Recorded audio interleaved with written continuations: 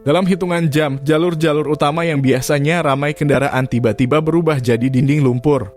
Aliran listrik padam, sinyal hilang, dan ribuan warga di pantai barat Sumatera Utara terjebak dalam gelap tanpa tahu kapan bantuan bisa sampai.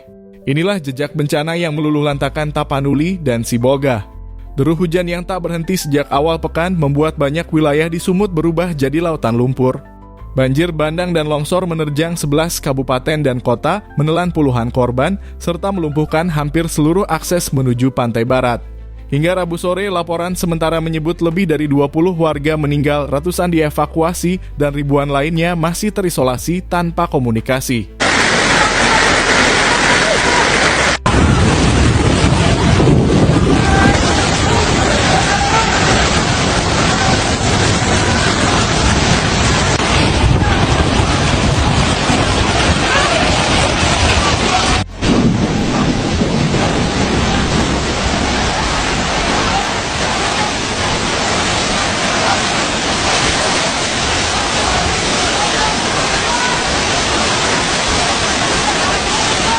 Kepolisian daerah Sumatera Utara menyebut skala bencana semakin meluas. Kombes Ferry Walintukan mengatakan petugas di lapangan masih berjuang dalam kondisi hujan yang belum berhenti. Fokus mereka satu, mengevakuasi masyarakat ke titik aman. Wilayah paling parah berada di sepanjang pantai barat. Tapanuli Selatan mencatat korban terbanyak, disusul Tapanuli Tengah dan kota Sibolga. Pangsari. Polisi kek, kan banyak polisi air, apa kek, TNI kek, apa kek, BPBD kek, datang kek ke sini. Itu manusia, bukan monyet.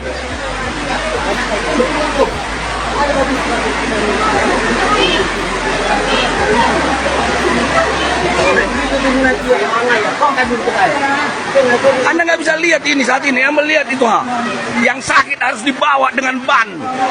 Suruh tim SAR unang mermem di jalan PLTA. Di pemukiman sudah mau pakai lain kini si tim SAR.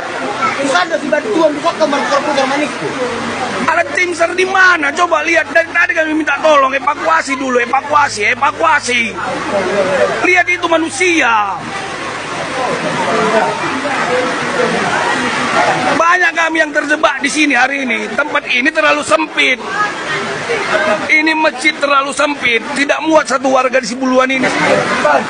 Iya, di belakang banyak orang tua yang hampir tenggelam di sini. Anda nggak lihat, rumah saja sudah mau tenggelam. 30 titik banjir bandang dan longsor menghantam jalur vital yang selama ini menjadi nadi mobilitas dan logistik warga. Jalan Nasional Tarutung Sibolga, jalur utama menuju pantai barat, tertimbun longsor di banyak lokasi. Deretan truk bantuan dari arah Medan terpaksa berhenti, membentuk antrean yang mengular berkilometer. Jalur alternatif Padang Sidimpuan Sibolga justru lebih parah, longsor besar menelan badan jalan dan sebuah truk tangki, sementara rumah-rumah warga terseret material tanah dari lereng yang runtuh. Akses lain via Pakat Barus pun tak bisa diharapkan.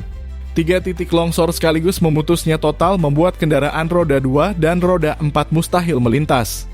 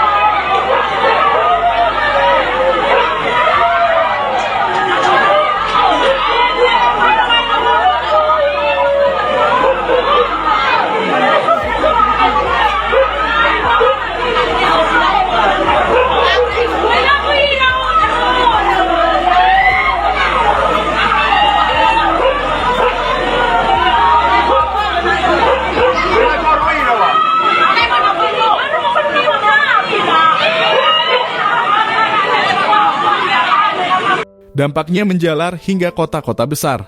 Warga Medan dan Padang Sidimpuan panik karena tak bisa menghubungi keluarga mereka.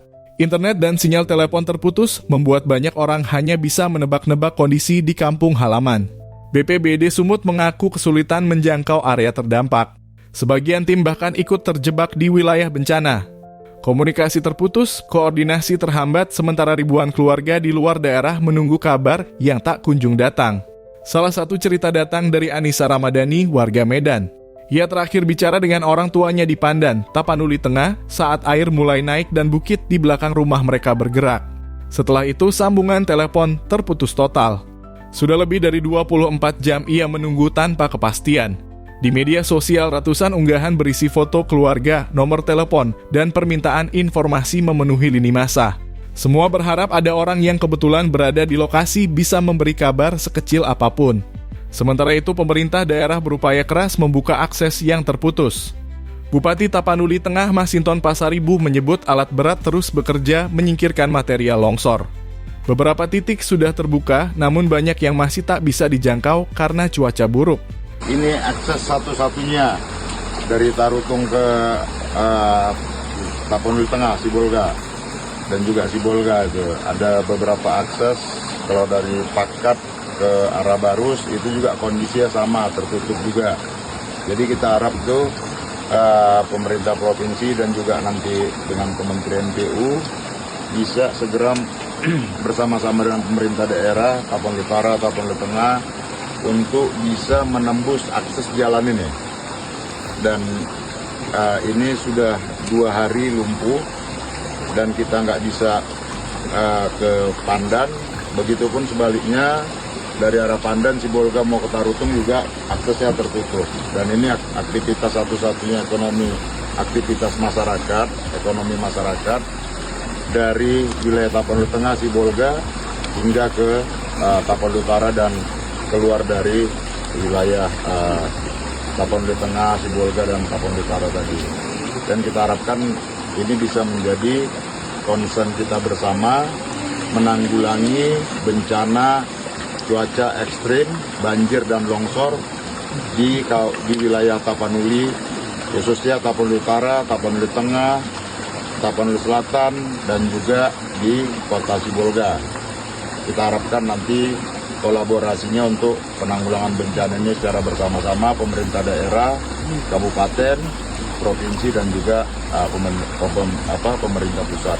Selain Pantai Barat, bencana serupa juga terjadi di daerah lain seperti Nias, Mandailing Natal, dan Humbang Hasundutan, menambah daftar korban jiwa di luar wilayah utama. Kini akses udara menjadi tumpuan harapan. Namun hujan yang tak kunjung reda membuat helikopter sulit beroperasi. Di lapangan, suara mesin ekskavator bersaing dengan deras hujan.